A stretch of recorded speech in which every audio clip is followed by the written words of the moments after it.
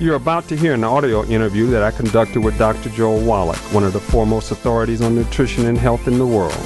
Dr. Wallach has degrees in agriculture, animal husbandry, nutrition, and along with advanced degrees in veterinary medicine and naturopathic medicine. Dr. Wallach's experiences are so vast that I could spend hours discussing his credentials and accomplishments that far surpass most physicians that speak on the subject of health and wellness. But I will simply let Dr. Wallach's responses to my questions demonstrate his knowledge about the prevention and reversal of diseases using nutrition, and you will then understand why he is called the Mineral Doctor.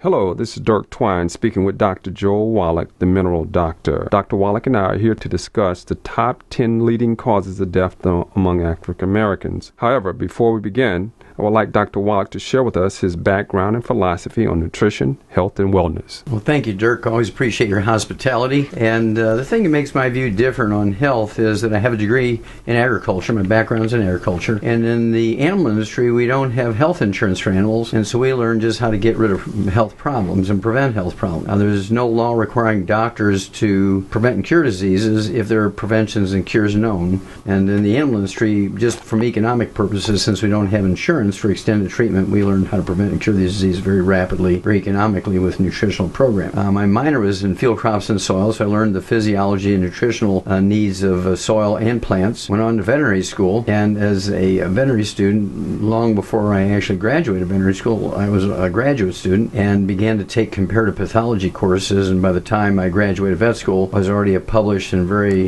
experienced and accomplished pathologist for both animals and humans. I actually worked on various projects with Marlon Perkins from the old Mutual of Omaha Wild Kingdom show. He got a $24 million grant from the National Institutes of Health back in the 60s to study pollution and nutritional deficiencies in zoo animals that died of natural causes. And to make a long story short, the 1,200-page book that came out of that is in the Smithsonian Institute as a national treasure. And the bottom line of 17,500 autopsies of 454 species of zoo animals and 3,000 human beings is that every animal and every human being who dies of natural causes dies of a nutritional deficiency disease. Went on to school, became a primary care physician as a naturopathic physician in Oregon and California. Been licensed since 1982. I was a graduate student, and I did my internship and residency beginning in 1978. So I've been treating humans since 1978 using nutritional approaches to prevent and reverse diseases. I've been practicing as a licensed physician since 1982. And literally have seen millions and millions of people over the years in over 50 countries, teaching them how to prevent and reverse diseases. That is phenomenal, Doc. I think what distinguishes you so much, I've found, is your work as a pathologist. I would venture to say that most pathologists may do a few thousand in an entire career, but in the study that you did, which lasted, say from 10 to 15 years, you did close to 20,000, not to mention some other autopsies that you did soon after that, and a few years past that time frame. So I think that is phenomenal, and that's what distinguishes you so much from others that are in the nutrition arena. You're exactly right. When you do that many autopsies, and just in that one project, as you said, I had done over 20,000 autopsies, some 17,500 and some change of over 454 species of zoo animals from obviously all over the world, but also 3,000 humans. We did 10 million chemistries, 10 million slides of special stains, looking for pollution, looking for nutritional deficiencies. Bottom line is that every animal and every human being who dies of natural causes, it's very obvious they die of nutritional deficiency. So it does give me a different look, whereas most medical doctors think everything is caused by genetic defect. Okay. Well, let's go ahead and get started, Doc. Let's look at number one, heart disease. Well, there are many different types of heart disease, Dirk, and none of which are genetic. So that's right out of the chute. We'll just say that none are genetic. One of the more common ones is a coronary thrombosis, where you get a blood clot in a coronary artery, and it's some bifurcation where the artery gets smaller and divides into two or three. That blood clot will get stuck, cause an ischemia or a lack of blood supply to that portion of the heart, and varying proportions or percentages of the heart muscle will die. Well, if you get minor death of the muscle, maybe 1%, 5%, 10%, you might survive it, depending on where it's at. But if you get a catastrophic, they say, well, he died of a massive heart attack, that's because maybe 50, 75, or 80% of the heart died because of lack of nutrition and oxygen. And this is caused by a a nutritional deficiency, a very simple nutritional deficiency, are ratio problems of omega-3s, 6s, and 9s. I actually sued the FDA on that one to be able to say legally, and this was back in the 90s, that you can supplement with omega-3s in the proper ratios with omega-3, 6s, and 9s and significantly reduce the risk of thrombotic stroke, coronary thrombosis, pulmonary embolism, and deep vein thrombosis. And so that was kind of a landmark lawsuit against the FDA in federal court. The second most common type of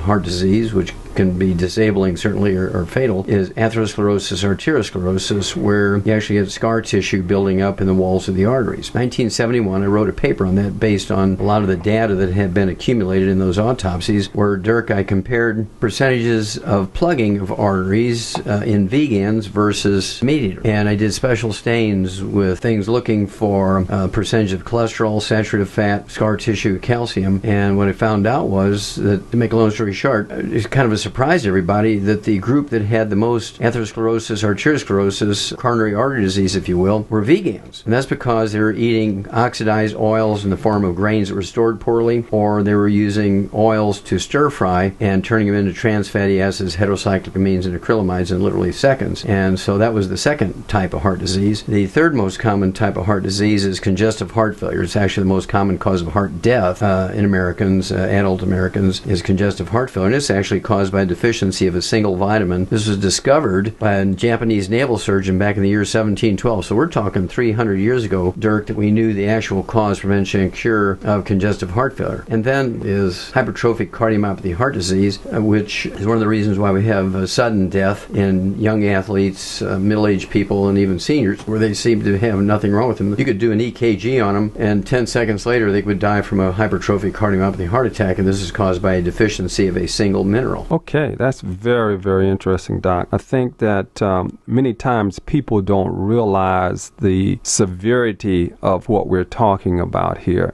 We're very casual because we get comfortable taking our physical exams every year, and Americans don't realize that the nutritional piece is very, very important. I think you share some information about the nutritional piece that everyone needs to know.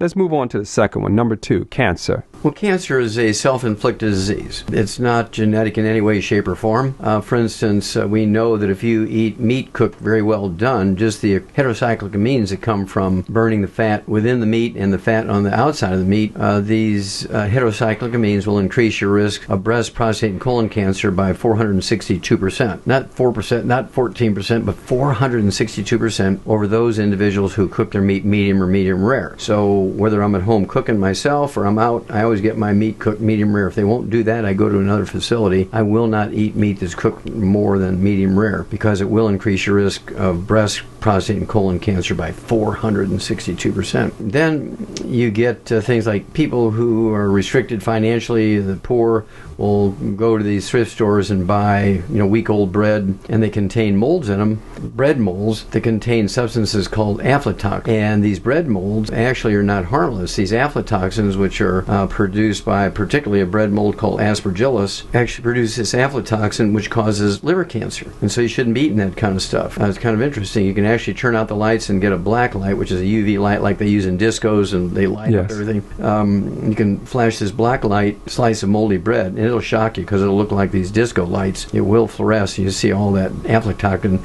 So you just cut the mold off the bread.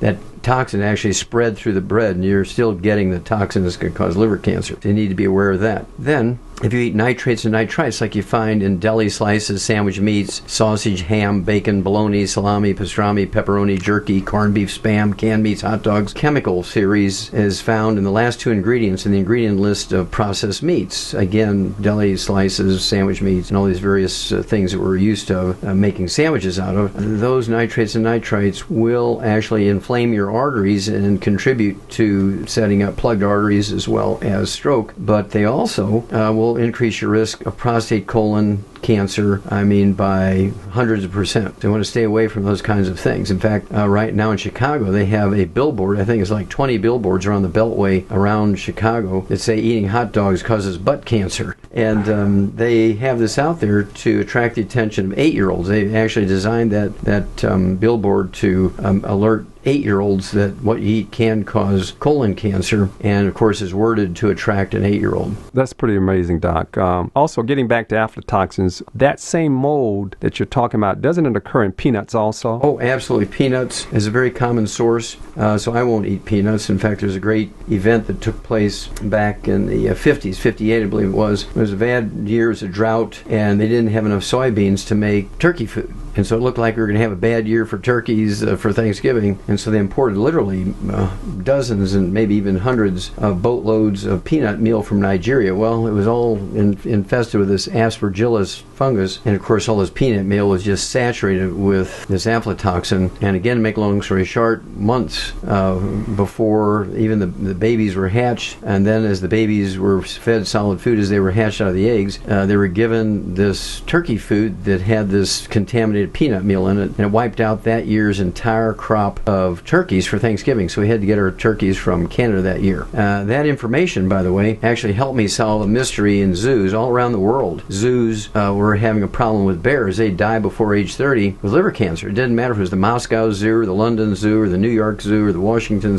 D.C. Zoo or the Portland, Oregon Zoo. All bears would die before age 30 with liver cancer. The liver cancer, they thought, well, gosh, it must be a thing with bears. And of course, all these people from all the zoos were meeting once a year internationally to have these conferences, and you get 1,000-pound bear, they can eat a lot of food. And so they said, well, how are you feeding your bears? We can't keep so many bears because they're too expensive. They said, well, we just go to the thrift stores and we buy the moldy bread for them. And I went and checked the moldy bread that they were feeding the bears in the St. Louis Zoo, and they all just lit up like disco lights and with the aflatoxin. And then we switched them over to dog food, and it just stopped liver cancer in the bears overnight. So I was very proud of that. It took 2 weeks to figure that one out because I knew about the aflatoxins. And one other thing I want to throw in here, another lawsuit I have against the FDA in federal court, which again I prevailed, was that you can supplement with 200 micrograms of selenium. You can actually reduce your risk of cancer, say colon cancer by 64%, prostate cancer by 69%, breast cancer by 82%, lung cancer, whether you smoke or not, by 39%, just by supplementing with 200 micrograms of selenium. And so I was able to get a claim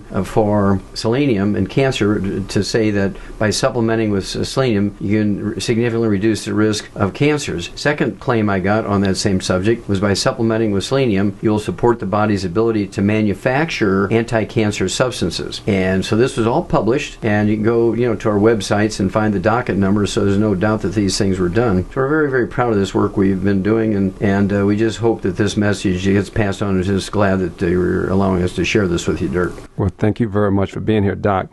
But let's talk about another piece of the cancer puzzle. We've discussed it before, but the dangers of oil, and particularly among African Americans, both for cancer and for heart disease. Let's talk a little bit about the dangers of oils. And most people have been told, and they bought the idea that oils are good for you. They will use extra virgin olive oil and coconut oil, and they taste good. There's no doubt about it, they taste good, and the doctors wave the Mediterranean diet in front of everybody's face saying, look, these people live a long time and they're using olive oil, and we want you to use olive oil. Well, they've killed more Americans every year than all the wars put together of our enemies that have killed us, okay?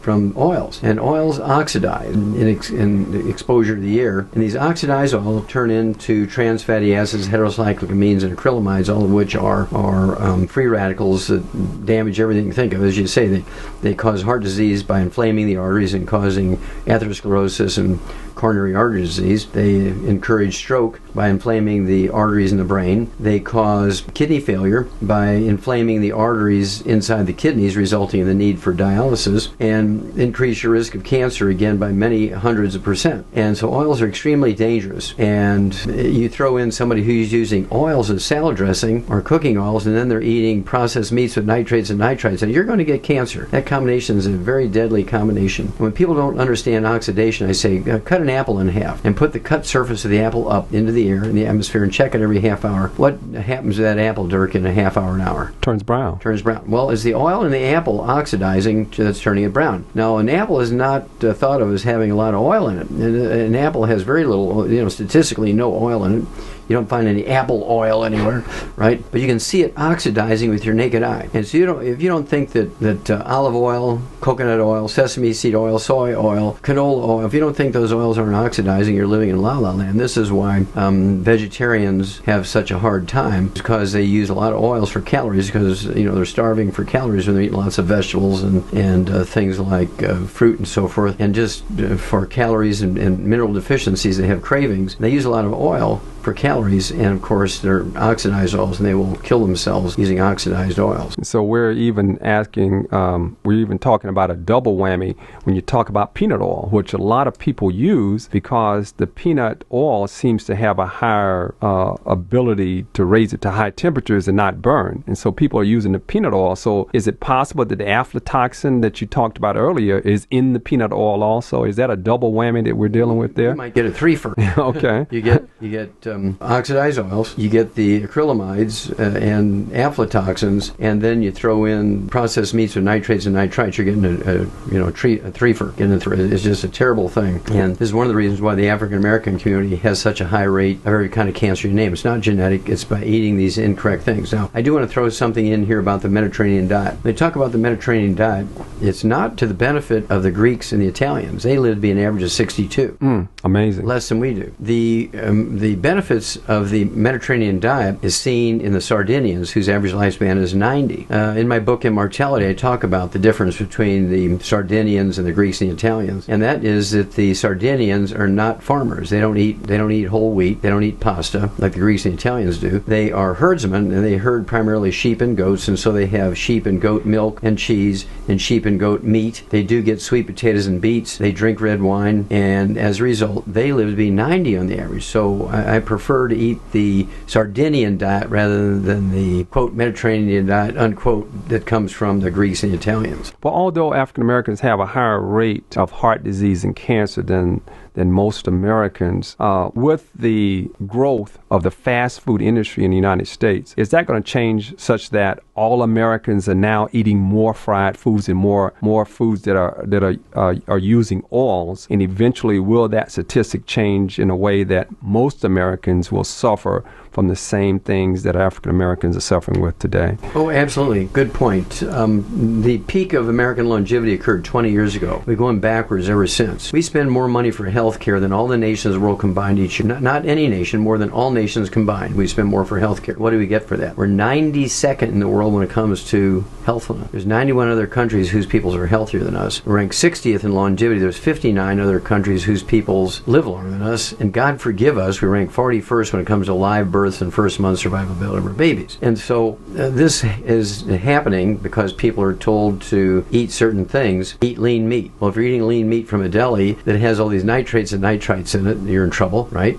Eat oils instead of butter and cream and lard, and then you have all these free radicals, the trans fatty acids, heterocycloamines, and acrylamides. So we're getting a lot of bad advice, and of course the average person has bought into this because it tastes good. It's very seductive. Well, you can eat safely at Kentucky Fried Chicken and McDonald's and JJ's fish place. You can eat safely at these places, and I encourage everybody to take their kids there and their grandkids there and teach them how to eat safely, because I guarantee you they're going to go there with their friends. And you want your kids and your grandkids to be a good influence on the other guys. For instance, in Kentucky Fried Chicken, you could go there and eat Kentucky roasted chicken. Mm-hmm. Very safe, right? You can eat their salad bar and then get out. Okay. Don't eat their French fries, right? Don't eat their fried chicken, even the original recipe. And so you have to teach people to eat safely. Now, the French live 10 years longer than we do. The French are not in the top 20 longevity cultures, but they live 10 years longer than we do. And so when you look at that, you have to say, well, whatever it is they're doing, we should be doing, right? If they live 10 years longer than us. Well, medical doctors call this the French paradox. They say those Frenchies are so dumb. They eat a lot of cream and butter and lard and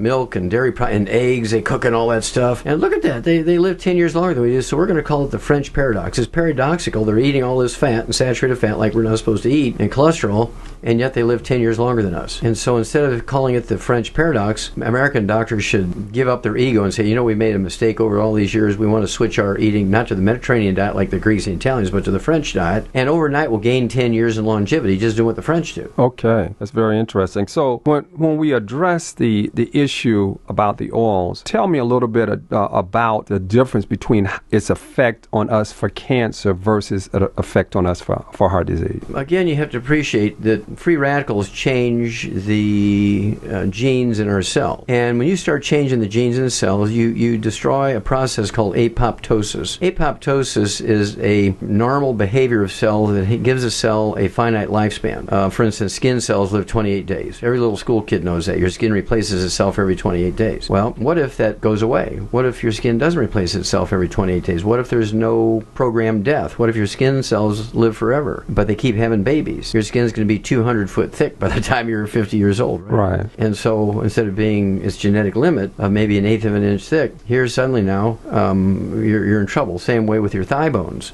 your femur. If there's no apoptosis in those osteoblasts, which actually make bone cells, these osteoblasts, if the apoptosis piece is taken away by genetic damage caused by eating these free radicals from oils, the daughter cells beget granddaughter cells, which beget great-granddaughter cells, but grandma never died. And so that's why you get a tumor, a cancer, because they keep having babies, but they don't die. Okay. And so either there is significant reduction of or the elimination of this apoptosis feature, which causes tumors.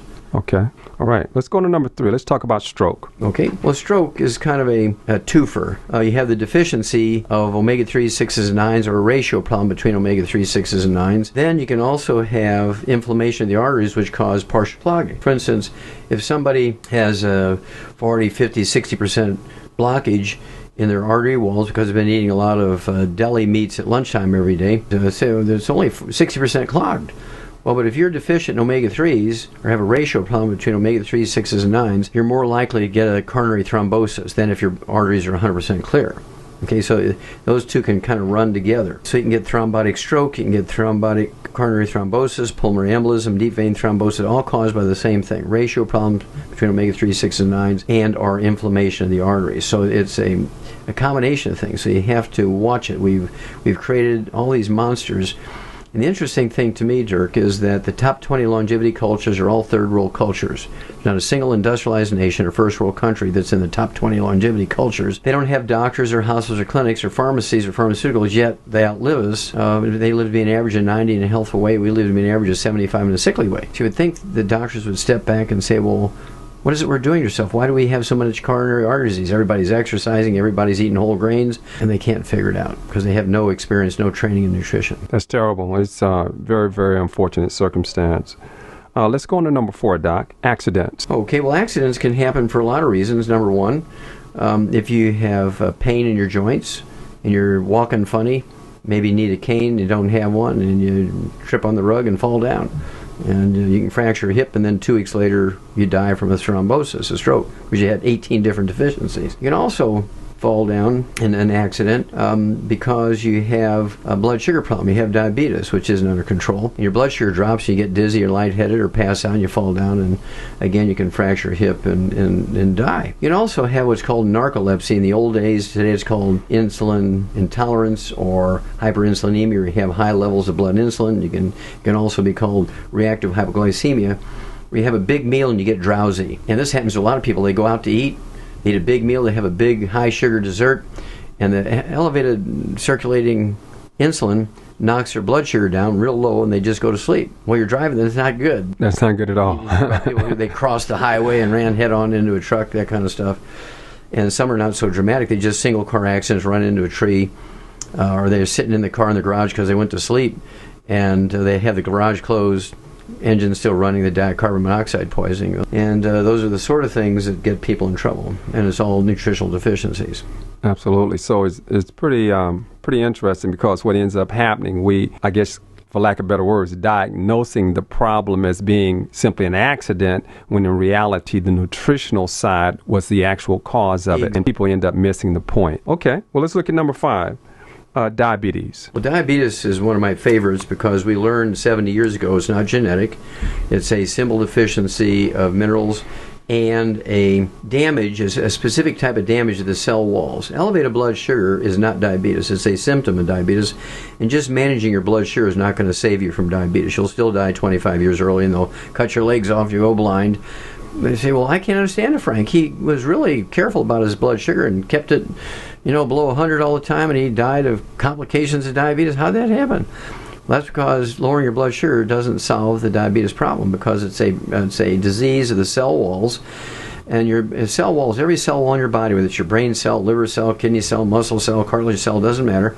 Every cell wall in your body has two layers, two one-cell thick layers, and in between those two layers is fluid. It's actually a fluid. It's 85% cholesterol. Your normal cell wall is 85% cholesterol. You notice I didn't talk about cholesterol causing stroke and heart disease and stuff like that. It has nothing to do with it. We can talk about that later. But 85% of the thickness of your cell wall is this semi-fluid called cholesterol. It's kind of like egg white is the consistency. Right? Okay. Kind of slimy stuff. And that allows the good stuff to get into your cell and the bad stuff to get out.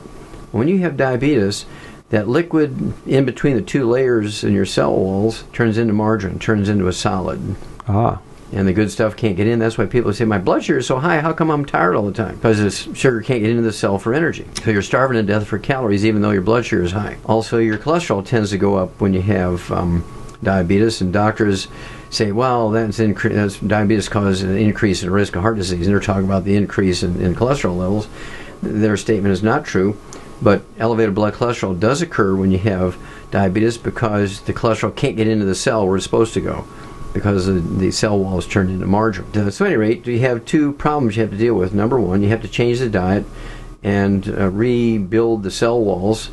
You have to then supplement properly to give those minerals to resensitize the cell walls to insulin, and then everything works. A lot of people will take those, because it was written up in the 1960s that they had discovered the cause of type 2 diabetes. And of course, medical doctors will say, well, that's just in animals. Here, you can take a diabetic, brittle diabetic, and give them these minerals, and nothing happens. That's because they still haven't dealt with the cell walls. And, you and I have been working together long enough, Dirk. When people have diabetes, they say, yeah, you got to give up sugar, but you also have to give up fried foods and processed meats with nitrates and nitrites and no oils. And that's because you got to rehab those cell walls. You got to get rid of anything that's free radicals are going to oxidize the cell walls. We've also talked about giving up both fruit and fruit juice, particularly initially in the program, because that sugar will also raise the blood sugar levels, and they have the same problem. Whether it's a cookie or candy, cakes or pies, the fruit and the fruit juice must be eliminated also initially in the program until we're able to get them back to a level that they can process sugar at some point. Is that correct? That's correct. You have to give up fruit juices, dried fruit, fresh fruit, agave syrup, maple syrup, corn syrup, things like molasses, honey. People say, well, that's natural. Yeah, but if you have damaged cell walls and you're deficient in these minerals, you're going to find that it doesn't matter how well you control your blood sugar. You're eating what you think is normal. Your doctor's told you to eat whole grains because it absorbs more slowly. Do not do that when you have diabetes. What I'm finding is I just saw a commercial 2 days ago on TV about the insulin pump. And they made it a very exciting commercial. It was just lots of fun going on. Everybody was partying, they were dancing, they were swimming, they were doing everything. And they said, oh, you can eat anything you want and you can do whatever you want as long as you have your insulin pump. And it's amazing to me, and I've seen it within my family, I've seen it within associates, where their medical doctors told them, as long as you keep track of your blood sugar levels and take your medication as I recommend, you can have whatever you want in moderation. The problem with moderation is what moderation means to you is different from what moderation means to me. And what you teach basically is that both the sugar and the starchy high-carb foods need to be eliminated until the body is brought back into balance. Is that correct? You're exactly right, Dirk. Very well said.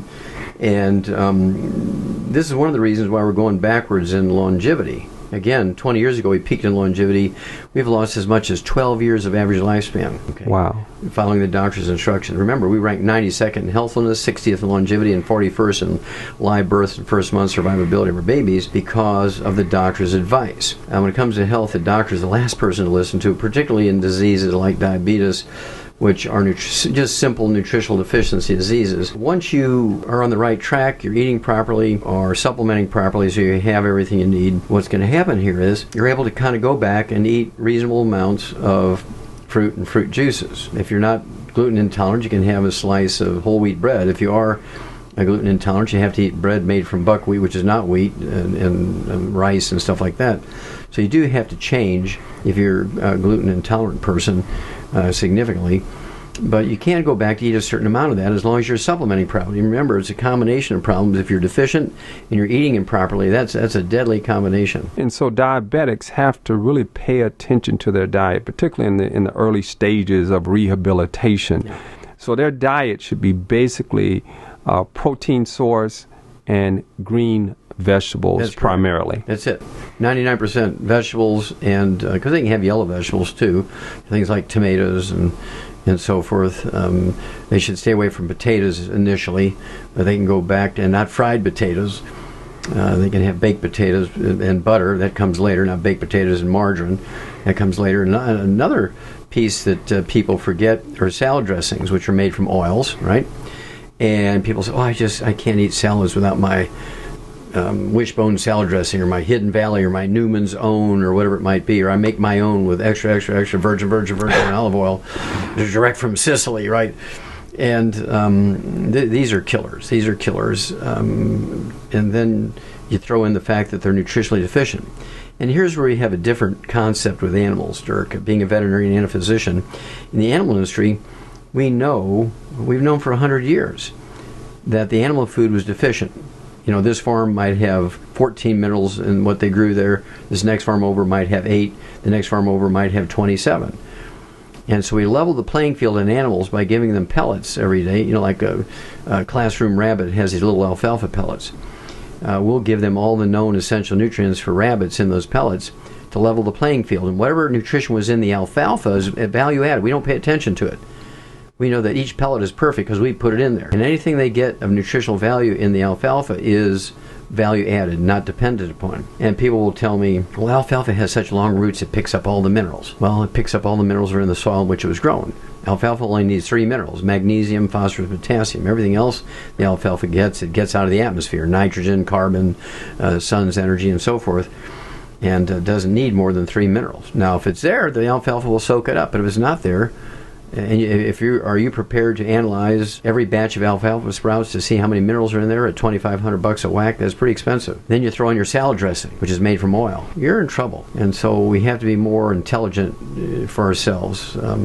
I kind of find it interesting. I always ask people, Dirk, do you have a dog? They say, oh yeah, I have this dog. I said, would you feed him table scraps? Oh no, my vet says I can't feed him table scraps, because table scraps will make him fat, and he'll get arthritis, and he gets diabetes, and all kinds of stuff when we feed him table scraps. Well, then my question to you, sir, is how come you eat and you feed your kids, your grandkids, food that will kill a dog? That's the usual answer. Oh my goodness, I never thought of that. It's so unfortunate, Doc. The medical community really doesn't have the knowledge about nutrition that they need to have.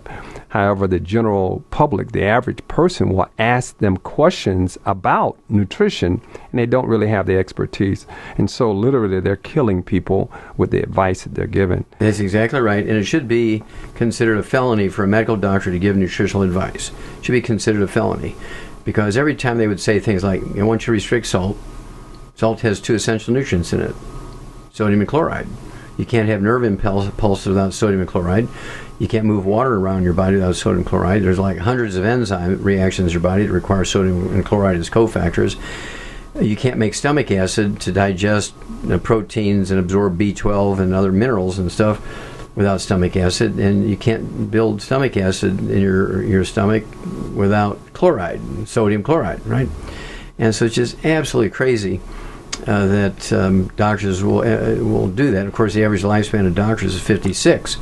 Why would you want to listen to any advice from doctors when it comes to healthfulness and long life? Their average lifespan, according to their own studies, Dirk, is 56. It's amazing. And I've searched looking for studies to justify them telling people not to eat salt.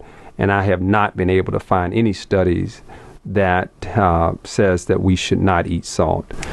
Well, the reason why they give that advice goes back to like 1910, when they began to build devices to monitor blood pressure. They recognized that blood pressure could be a clinical problem. And some clever doctor, and I forget his name, I should remember the guy's name because he's killed a lot of people.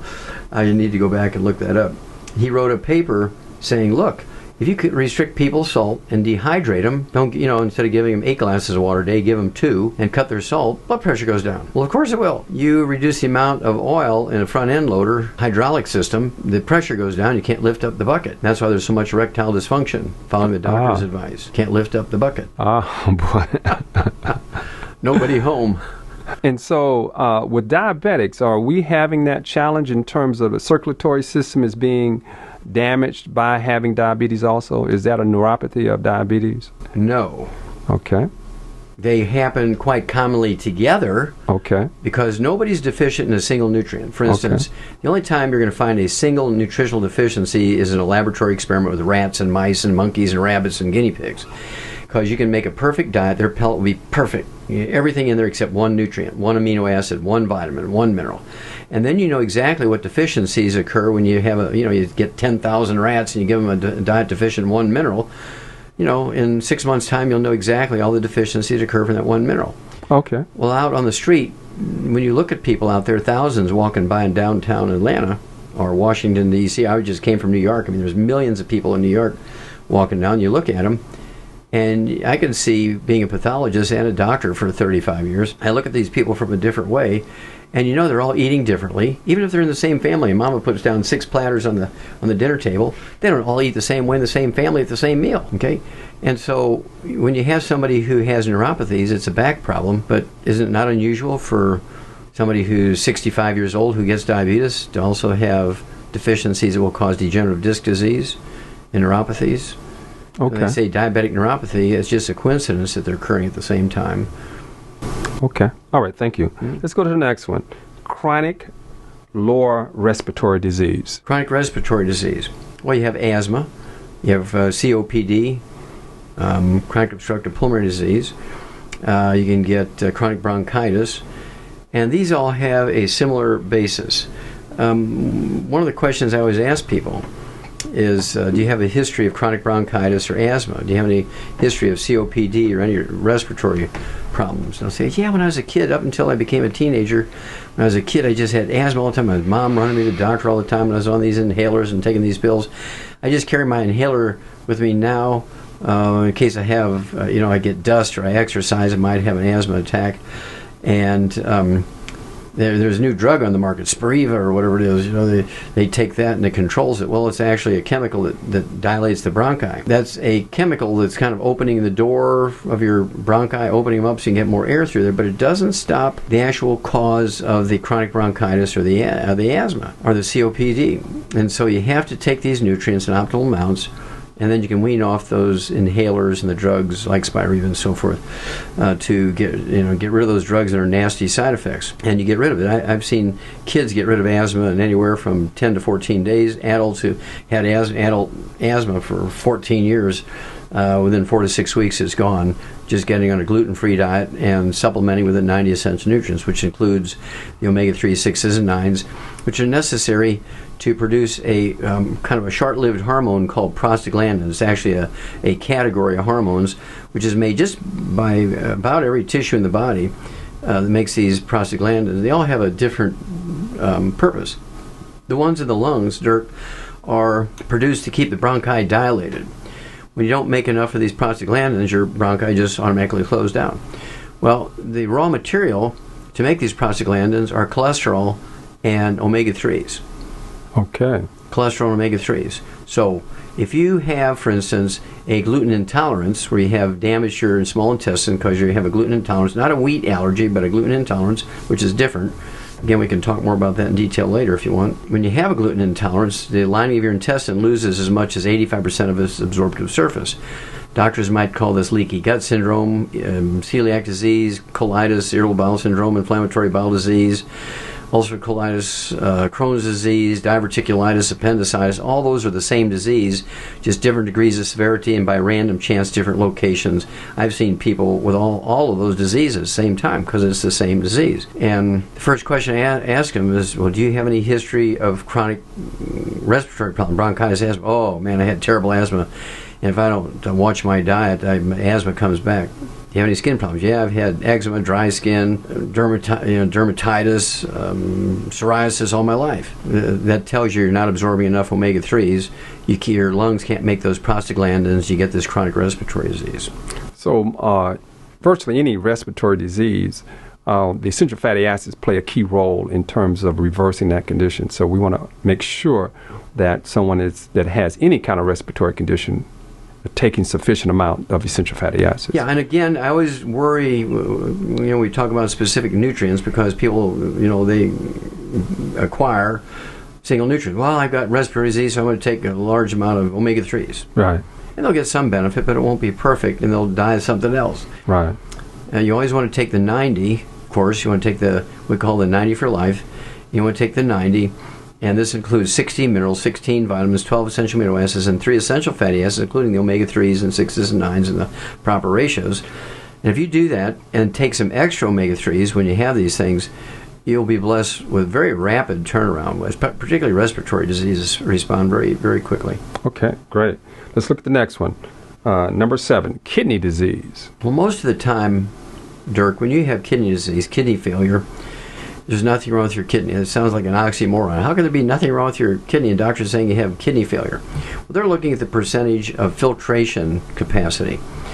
And, of course, your kidney's like a bathtub. When you take a shower or a bath and you've been working out in the yard and you have leaf debris on you and dust and so forth, and you're using a high lather soap, and the soap scum and the leaf debris and hair is getting on the drain, the tub slows down in draining as well as some of them just stop.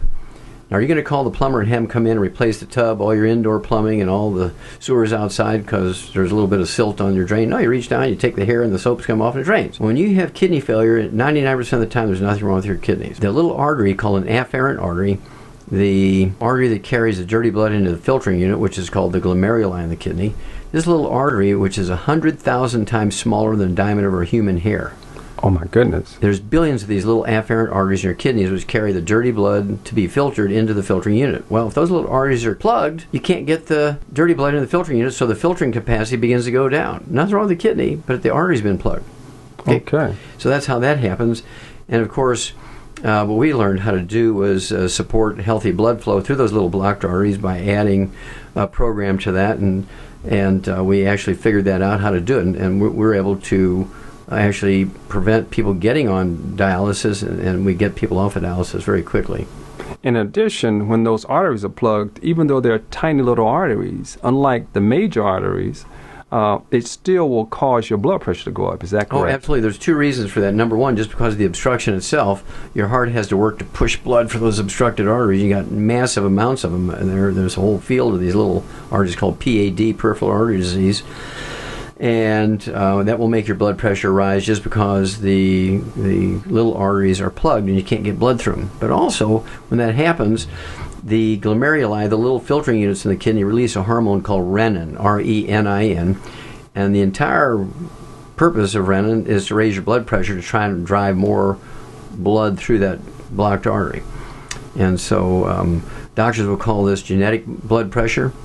That's why you see the term genetics used for the high blood pressure problem in the black community, because you can take all the drugs you want. You're going to have a difficult time controlling that type of blood pressure because the drugs are not designed to override the effect of the renin hormone. So I guess taking your blood pressure is one way of determining if those plugged arteries are the problem with you. We recommend all 90 essential nutrients and additional things that will help to promote healthy blood flow through the arteries, which would include all of the arteries in your body, which may in long term prevent problems like stroke even.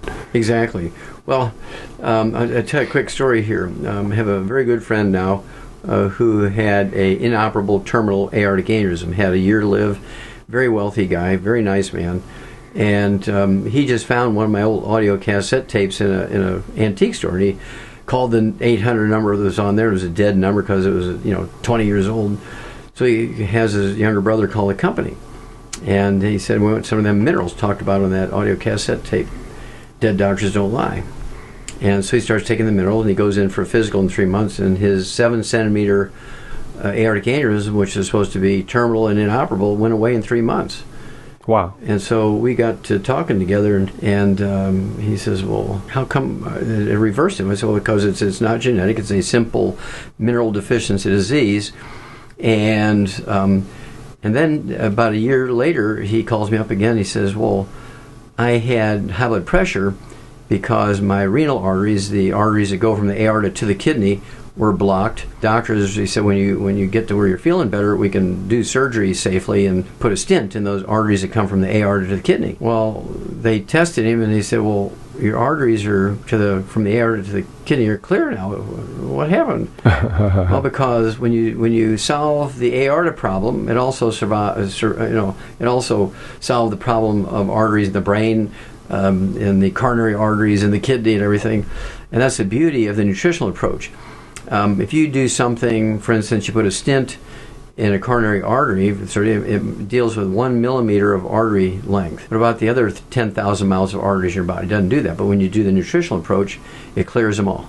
Let's clarify what a stent is, Doc. What exactly does that do? A stent is like a little spring. If you've ever seen the little spring that's in a ballpoint pen, yes, that's what a stent is. It can be metal, it can be plastic, be fiberglass, or some kind of fiber. And basically what they do is they put it in an artery where you have some blockages, usually 60% or more blockage. It's causing eddies and turbulence inside your artery because you have, it's like a boulder in a stream. Mm-hmm. And basically what the stent does is it dilates that 1 millimeter of artery so that turbulence goes away. Well, if you have blockage in 1 millimeter of a coronary artery, the odds are you got blockages in your eyes and resulting in glaucoma. You got blockages in your brain, which is causing vascular dementia. You have blockages in your kidney, which cause loss of kidney function. You can have PAD or blockages in your leg arteries causing numbness and bruising on your legs, all kinds of ulcers on your legs that won't heal.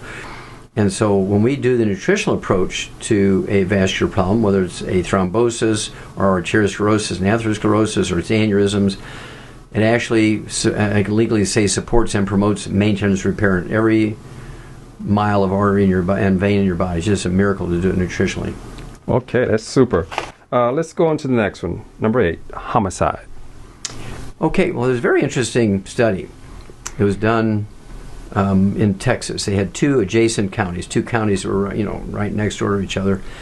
In one county, they had the highest rate of domestic violence and violent crime, gun crime in Texas, and the other adjoining county had none. Approximately the same population, same demographics of Hispanics and blacks and whites and so forth, all in these same counties. And yet one had no domestic violence and violent crime, particularly gun crime, and the other one had the highest rate in the state of Texas.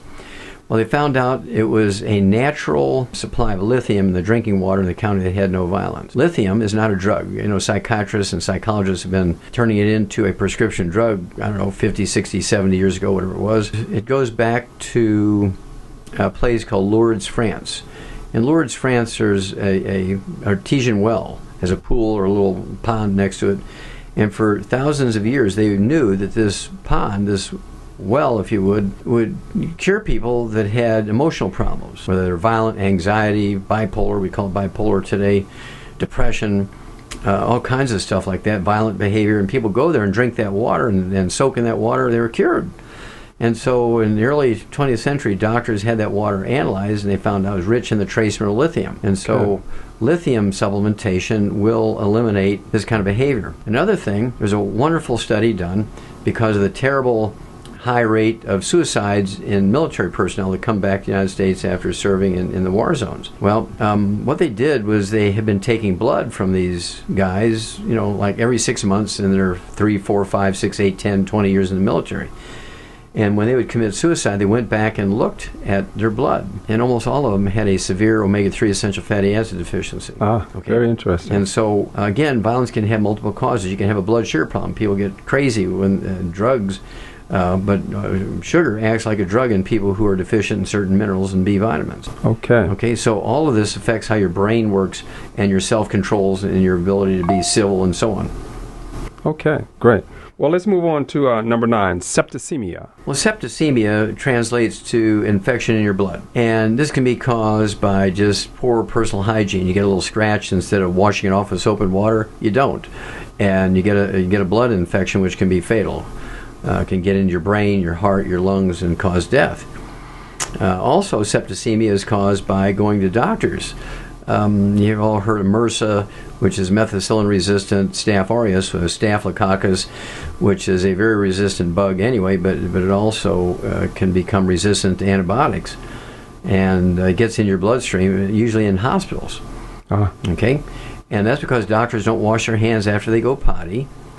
They wear the same filthy white coat from room to room to room, same filthy shoes, trousers, pantyhose from room to room to room, carrying peep, poop, blood, pus, snot, gunk, every filthy thing you can think of, viruses, bacteria from room to room to room. As a result, the Center for Disease Control came out in 1998, Dirk, and said, each year in America, medical doctors infect 2 million people in hospitals. Unbelievable. Okay, and these are infections that require the person to have an extra stay there. Might be another 3 weeks, another month, another 6 months. Of those 2 million people that are infected each year by doctors just having poor personal hygiene in between patients, guess what? 90,000 of those people die every year. Oh, my goodness. 90,000 die in hospitals each year from infections given to them by doctors. Okay? Unbelievable. Now, what would happen if some foreign country were to lob a rocket over here with, biological weapons that have bacteria that cause epidemics and plagues, and they kill 90,000 Americans? What would we do to that other country? We'd go to war, probably. We'd go, well, not probably. We'd go. I guarantee. We went to war with, Afghanistan, and Iraq, over 3,000. We went to war with Japan, over 3,000, where they bombed Pearl Harbor. Right. If a foreign country kills 2 or 3 people, you're not going to go to war over that. But when you're talking about 90,000, we're going to raise an army. We're going to wipe that country out. Right. I mean, it's going to be nothing but pebbles. There ain't going to be a living soul left in that country. Well, when you get one group of people who are a protected monopoly and they have insurance, it's a deadly combination. Absolutely. And these infections, this septicemia, they kill 90,000 people a year. They damage, wound, and bankrupt 2 million people a year because of their bad hygiene, personal hygiene. Now, in a pig barn, it's a federal law that you have to disinfect your boots, wash your hands, clean up your, wear sterile coveralls in between each pig pen. Absolutely. We treat pigs in a barn better than we treat humans in a hospital. And doctors get a walk because they have insurance. And they say, well, yeah, we're sorry Mama died, but here's my card. Call my office manager. They'll direct you to my insurance agent, and they'll settle with you.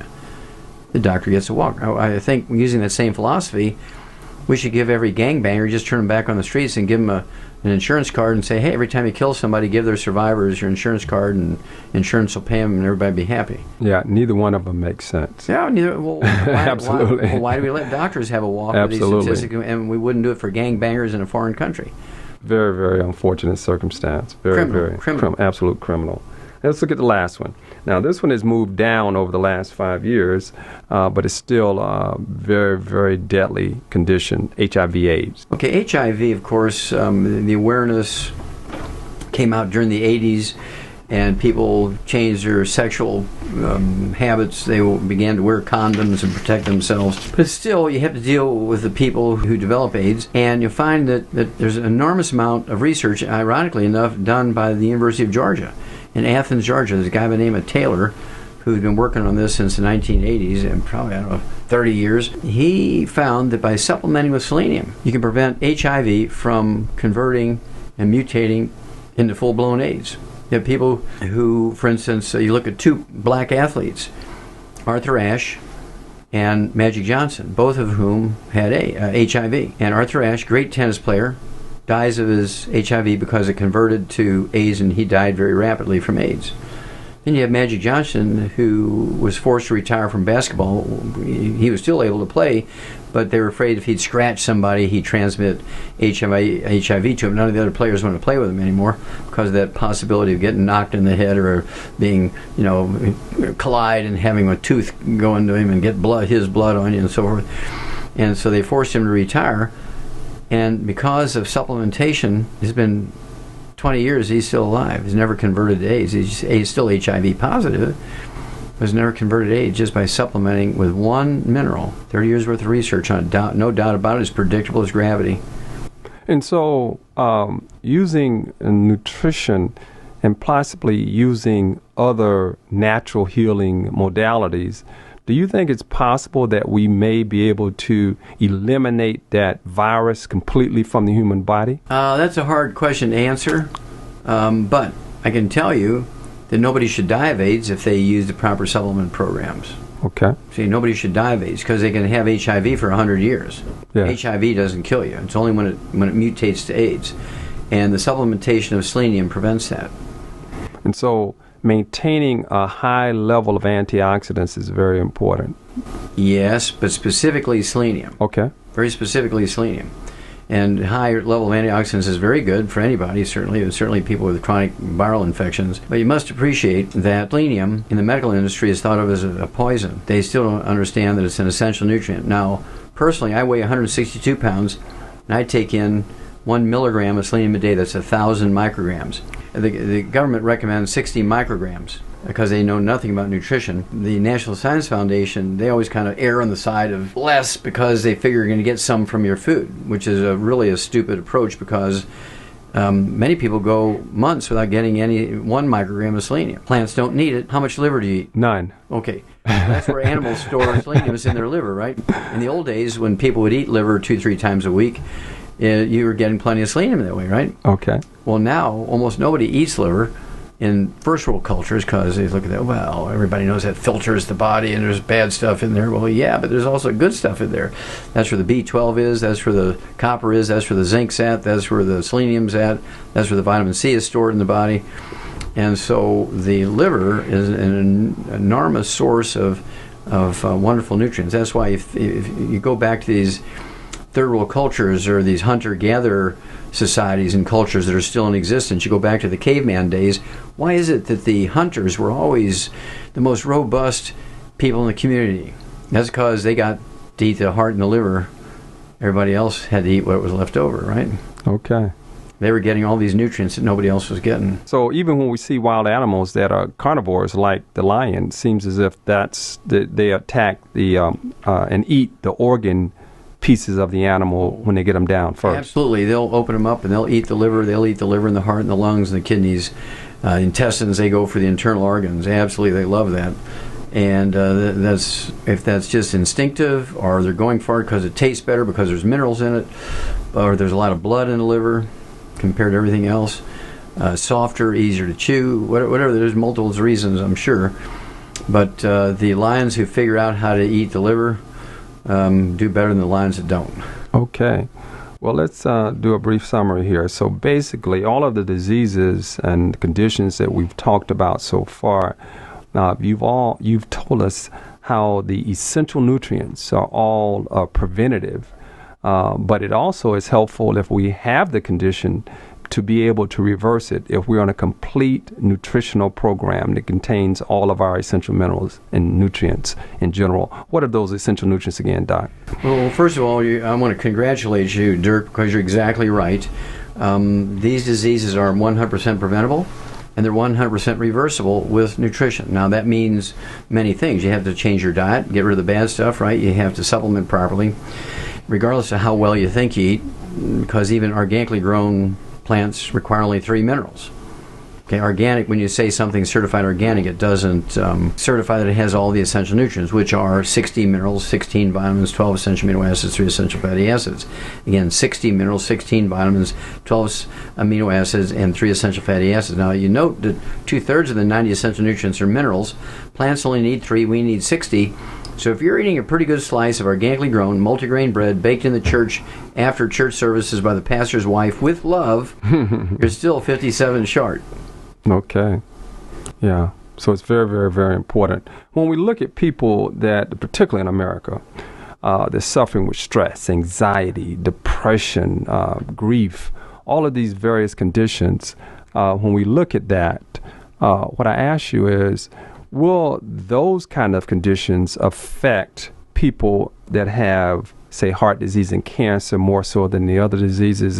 Is it a specific area because we are a highly stressed country? Is there a specific disease or certain diseases that would be more affected by that environment also?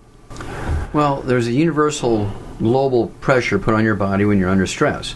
Yeah, I think everybody's heard of they go into a fight or flight mode, stand to defend themselves or run like crazy, get away from whatever the enemy is. This sets things into motion. Number one, your metabolism goes up, your heart rate goes up, you require more fuel, and to burn fuel safely you require more nutrients. And so if you're deficient in nutrients that are required to burn fuel, you're not going to burn fuel. If you are deficient in the nutrients that are required for normal brain function and behavior, you're going to have abnormal behavior at this time when you're alarmed. And you see so many people do crazy things, just like this fella who shot up the movie theater in a Batman movie, and he had been getting worse and worse and worse, it looks like, over time. And he was doing graduate work in a medical school as a neurologist, going for his PhD as opposed to a medical degree. And he was obviously deranged because he was super deficient in nutrients, and they terminated him. They made him resign. Well, that put a lot of stress on him, right? And so he did things he'd been fantasizing for years, apparently, and the psychologists and psychiatrists who were dealing with him didn't think much of it because he'd been fantasizing about this type of mass murder violence for years. When you put that added stress on him that he'd been rejected by his chosen community of neurologists and essentially ended his career after many, many years of working it, that put him over the top. Where somebody who is well nourished and reasonable, they might get ticked off and go get drunk that night, but they're not going to go out and kill people. And so it does have a tremendous effect on our emotions, our diabetes, our heart disease, cancer. It will definitely drive cancer faster when you're under stress. And that's why I tell people to take the 90 essential nutrients, use our sports drink called Rebound to get 100 nutrients instead of drinking the sports drinks that have 2 nutrients in it. Whether you're playing sports or you're working in this place where you're sweating, or you are just under financial stress, or I shouldn't say just under, but somebody who's under financial stress and has heart disease and cancer, they're going to die many years or months sooner for sure, because all these chemical things are happening in them. Because of the fight or flight activity going on, because of the hormone released by the body under stress. Okay, thank you very much. I really want to thank you for your continual and altruistic effort to inform the African American community about the prevention and reversal of disease that have plagued them for many, many years. Yet I hope that other Americans and people around the world hear the message you have given and follow your advice. Thank you very much, Dr. Wallach. This CD is not intended to diagnose, prescribe, or treat any diseases. It is your responsibility to consult your personal health care practitioner prior to beginning any type of health and wellness program. Also, ask the person that gave you this CD for more information about Dr. Wallach and his nutritional products.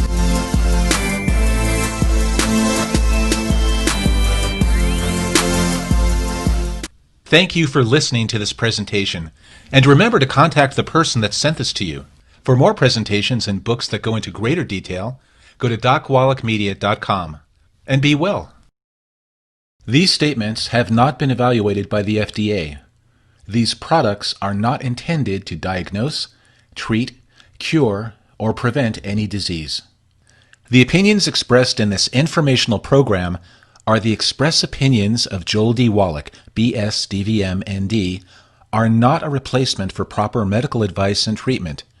In all cases, we recommend you contact your physician directly regarding any medical conditions.